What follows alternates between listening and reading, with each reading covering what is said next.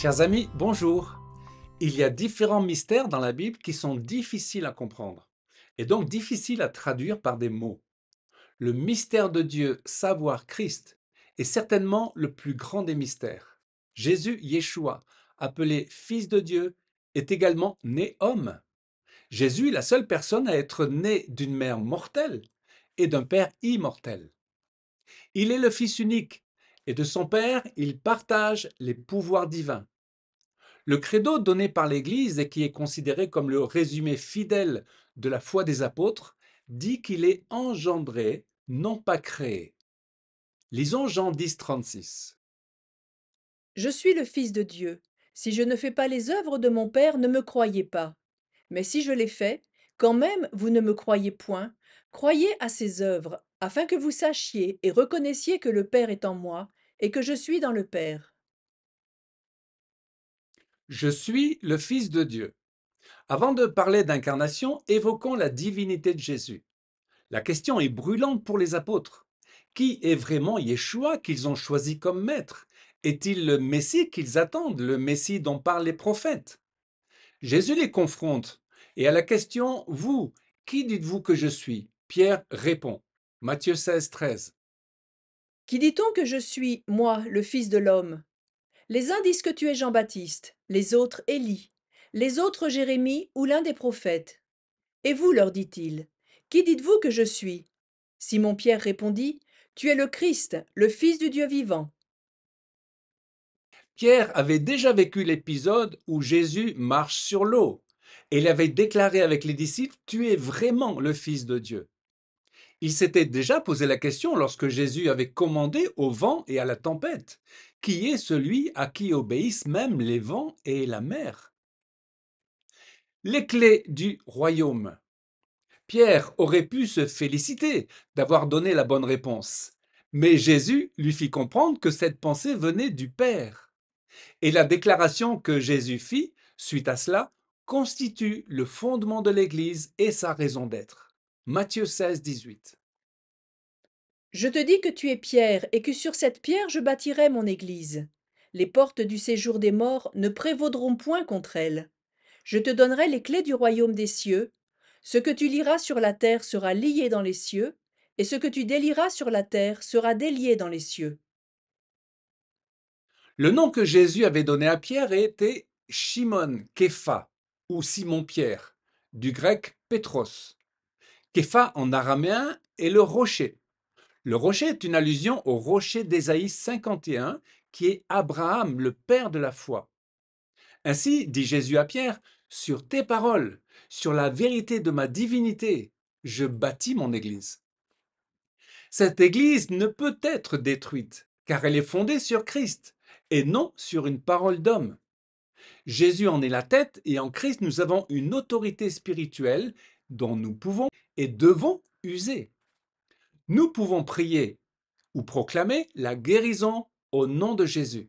Jean 1, 12. À tous ceux qui l'ont reçu, à ceux qui croient en son nom, elle a donné le pouvoir de devenir enfants de Dieu, lesquels sont nés non du sang, ni de la volonté de la chair, ni de la volonté de l'homme, mais de Dieu. Jésus ne dit pas que Pierre en tant qu'homme est le fondement de l'Église, en faisant de Pierre le premier pape. La distinction de Pierre est le fait d'être le premier à prêcher l'Évangile, tout comme il a été le premier à confesser que Jésus est le Christ, le Fils de Dieu. Pierre était faillible et même faible. Alors qu'il refuse l'idée de la croix, Jésus dira Arrière de moi, Satan, tu mets en scandale. Tes pensées ne sont pas de Dieu, mais des hommes.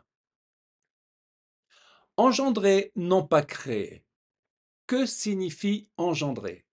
Jésus a été engendré par le Père. Il naît homme, il est incarné en tant qu'être humain par une femme, Myriam, Marie, et Marie est donc la matrice, le réceptacle, et c'est la grâce qui lui a été faite. C'est une distinction inestimable pour cette jeune juive issue de la tribu de Lévi. Les prophètes l'avaient prédit comme un signe pour la maison de David. Ésaïe 7, 14. Le Seigneur lui-même vous donnera un signe. Voici, la jeune fille deviendra enceinte, elle enfantera un fils et elle lui donnera le nom d'Emmanuel. Emmanuel, Dieu avec nous. Ce n'est autre que le Messie. D'après Ésaïe, la terre, Israël, lui appartient. Selon le prophète, c'est lui qui doit faire échouer les desseins des ennemis du peuple de Dieu. Et ce même enfant reparaît en Ésaïe 9. Lisons Ésaïe 9, 5. Car un enfant nous est né, un fils nous est donné, et la domination reposera sur son épaule. On l'appellera admirable, conseiller, Dieu puissant, Père éternel, prince de la paix. En Ésaïe 11, nous le retrouvons encore, comme le rejeton sortant du tronc d'Isaïe, le père de David, et par conséquent comme le Messie. Au chapitre 7 donc, au chapitre 7 d'Ésaïe, Emmanuel va naître. Au chapitre 9, il est né. Au chapitre 11, il règne. Ésaïe 11, verset 2. L'Esprit de l'Éternel reposera sur lui. Esprit de sagesse et d'intelligence, esprit de conseil et de force, esprit de connaissance et de crainte de l'Éternel. Engendré de toute éternité. De toute éternité, le Père a engendré le Fils. Cet acte n'est pas comme la génération humaine qui crée un nouvel être dans le temps. Au contraire, le Père a toujours engendré le Fils. Cette pensée est une clé pour la compréhension du mystère messianique. Jésus n'est pas né en l'an zéro de l'histoire de l'Église. Il existait de toute éternité. C'est Dieu le Père qui l'affirme. Psaume 2, verset 7. C'est moi qui ai oint mon roi sur Sion, ma montagne sainte. Je publierai le décret. L'Éternel m'a dit, tu es mon fils, je t'ai engendré aujourd'hui. Ce aujourd'hui a valeur d'éternité.